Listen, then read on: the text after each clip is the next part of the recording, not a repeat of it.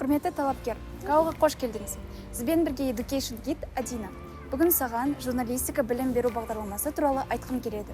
Бұл білім беру бағдарламасы журналистика және репортер ісі білім беру бағдарламасының тобына кіреді. Қазіргі таңда журналистер қызмет ауқымы тек мерзімді басылымдар, радио және теледидармен шектелмейді. Қауды сапалы білім алып, диджитал саласында сұранысқа ие маман болу мүмкіндігі пайда болады.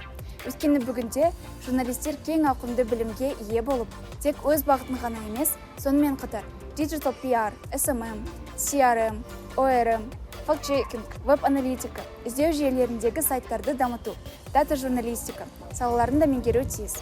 Білім беру бағдарламасына оқуға түсу үшін ОБТ-да бар болғаны 2 пән, Қазақстан тарихы және оқу сауаттылығы пәндерін, ал жоғарғы оқу орнының қабылдау комиссиясында шығарма және сұхбат бағыттары бойынша 2 шығармашылық емтихан тапсырады.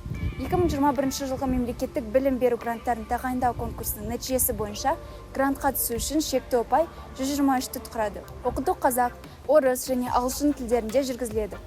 Оқу барысында студент ақпарат көздерімен жұмыс жасау, мәтінді материалды бейне, аудио, интернет өнімі түрінде жасау және өңдеу, репортаждар, сұхбаттар өткізу, кадрда жұмыс істеу, бақтың кез келген түрінің тұжырымдамасын әзірлеу, іздеу жүйелерінде веб-сайттарды дамыту, әлеуметтік медиа контент жасауды үйренеді.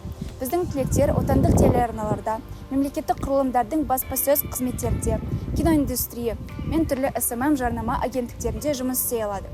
Қаумен бірге кәсіби маман бол.